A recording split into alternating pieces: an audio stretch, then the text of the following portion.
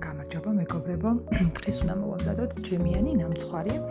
6 კვერცხი დაგვჭირდება, დავამატებთ წիկ უმარილს და ვთქვიფავთ მიქსერით. თუ გაქვთ თქვენ ხელის მიქსერით გათქვიფეთ, თუ გაქვთ ელექტროიმით გათქვიფეთ. დავამატებთ 1 ჭიქაზე 2 ჭიქა შაქარს, შემდგომ ამოვიყვანთ 1 ჭიქა მაწონში ცოტა სოდას და დავამატებთ, მე დავამატ 1 ცალი ლიმონის წვენით და ფქვილს ვამატებ იმ რაოდენობას, რომ მივიღოთ არაშნის კონსისტენცია, დაახლოებით სჭირდება ხოლმე 5 ჭიქა ფქვილი. რა თქმა უნდა, ჩავეცრი, რომ უფრო ფუმფულა გამოვიდეს ნამცხვარი და ვთქვიფავთ, სანამ არ გაიხსნება ფქვილი კარგად. დავამატე ცოტა ვანილი და გადავიტანე საცხობ ფორმაზე.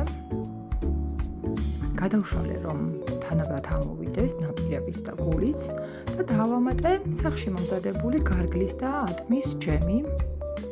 თქვენ შეგიძლიათ ნებისმიერი ჯემი გამოიყენოთ, თუნდაც შავი ქლიავის ან ვაშლი და ატამი თუ გაქვთ.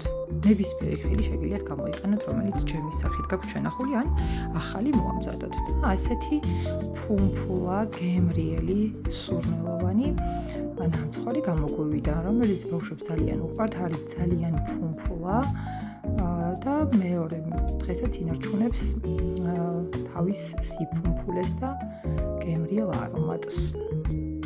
გამოიწერეთ ჩემი არხი, მოიწონეთ ვიდეოები და მე კიდევ შემოგთავაზებთ ახალ ვიდეოებს. მადლობა.